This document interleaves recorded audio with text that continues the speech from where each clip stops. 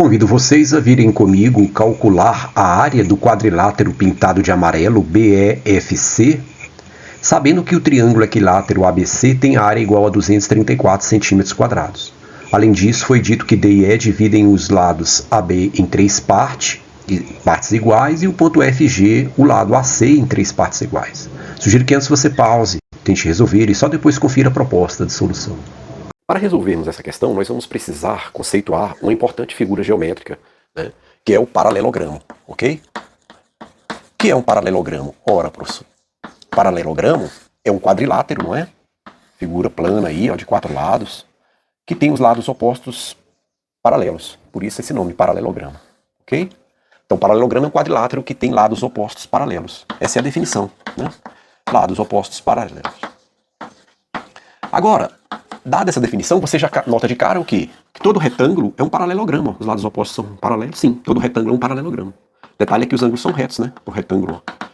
Todo quadrado também é um paralelogramo. Sim, os lados opostos são paralelos. Perfeito. O losango também é um paralelogramo. Os lados opostos são paralelos. Então, quadriláteros que têm lados opostos paralelos são paralelogramos. São casos especiais de paralelogramos. Ok? Bom, a gente precisa, essa é a definição. A partir dela tem algumas propriedades. Ó. Então, deixa eu pegar, por exemplo, aqui. Ó, vamos escrever aqui. São várias, mas duas nos interessam em especial. A primeira delas.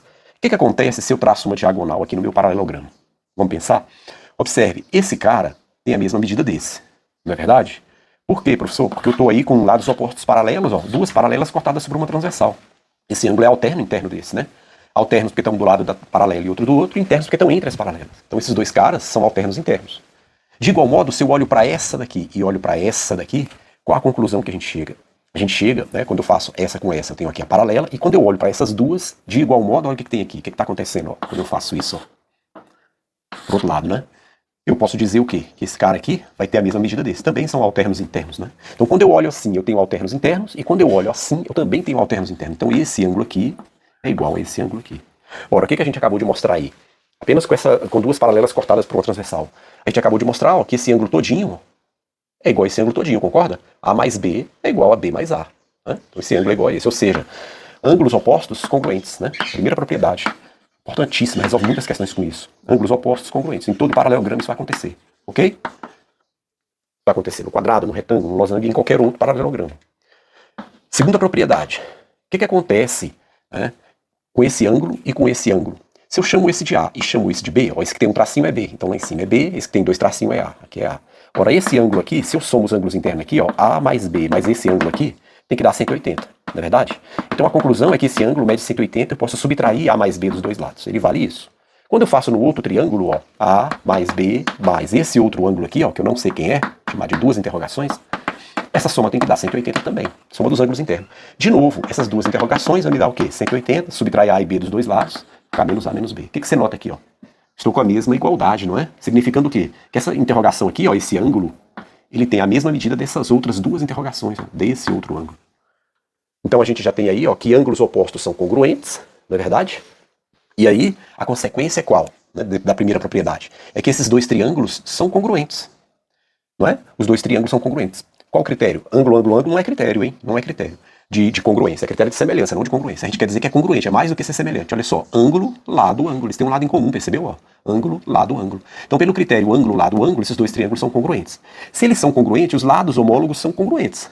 Quem está de frente pro A aqui? Esse cara. Quem está de frente pro A aqui? Esse cara. Ó, lados opostos congruentes. Percebeu? Quem está de frente pro B? Esse lado. Quem está de frente pro B aqui? Esse lado. Olha aí, ó. Então, lados opostos também são congruentes.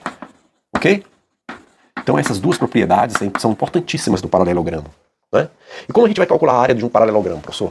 Vamos lá, que é o que interessa no nosso curso, né? Um curso de áreas. E aí de lambuja a gente não pode deixar de falar disso aqui, dessas propriedades, que vai ser útil em muitas questões. Vou passar aqui o seguinte, ó, uma perpendicular, ok? E vou traçar uma outra perpendicular aqui, ó, as bases do paralelogramo, esses dois lados horizontais do paralelogramo. Quando eu faço isso, o que eu noto? Eu noto que o fato desse lado ter o mesmo tamanho desse, quando eu traço essas duas perpendiculares aqui, ó, essa distância vai ser a mesma aqui em cima. Então o que tinha do lado igual e eu tirei, é a mesma coisa que tinha aqui do lado igual e eu tirei. Ou seja, esse pedacinho será o mesmo tamanho desse. Não é? E de igual modo, por elas serem paralelas e aqui perpendicular, essas alturas também são iguais. Então pelo critério lado, ângulo, lado, esses dois triangulinhos são congruentes. Então eu posso simplesmente trazê-lo para cá, ó, cortar e trazer para cá. E aí o meu paralelogramo inicial virou quem? Virou um retângulo. A gente tem aqui B e tem aqui a altura do... Então a minha área do meu paralelogramo inicial, quando eu corto e jogo para lá, vira a área de um retângulo. E a área do retângulo a gente já sabe calcular, né? Base vezes a altura.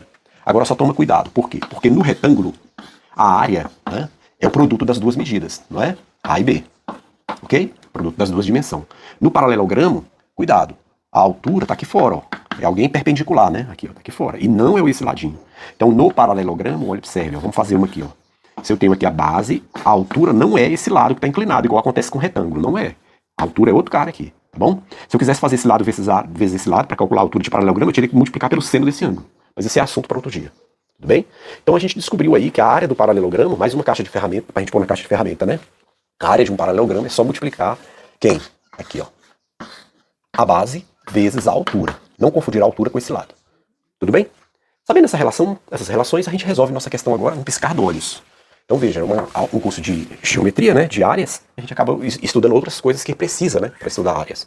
Bom, veja bem, ele nos deu um triângulo equilátero, né, um triângulo que tem os três lados iguais. E ele dividiu aqui em três partes iguais, não é verdade? Dividiu em três partes iguais. Ele nos disse que a área desse triângulo equilátero media 234 centímetros quadrados. Né? E ele fez essa união aqui, ó, desses dois pontos. Né? E ele está pedindo para nós calcularmos quem? Essa área aqui achurada, ó. O objetivo nosso é encontrar essa área S aí. Ok? Como é que a gente vai fazer? Tem mais de uma forma de resolver essa questão. Eu poderia usar aí proporção entre os lados, né?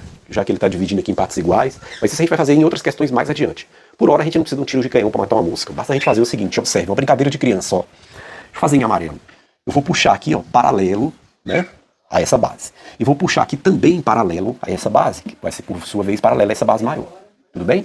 Feito isso, o que eu vou fazer aqui? Eu vou dividir aqui, se ele dividiu aqui em 3, eu vou dividir aqui em 3 também.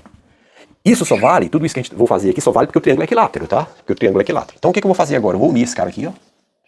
Vou unir esse cara aqui, de forma paralela, né? E posso fazer o que também aí? Posso unir esse cara aqui e posso unir esse cara aqui. Ora, você percebe o que a gente criou aí, em amarelo? A gente criou 1, 2, 3, 4, 5, 6, 7... Opa, 7, 8, 9 triângulos, né? 1, 2, 3, 4, 5, 6, 7, 8, 9 triângulos equiláteros pequenininhos.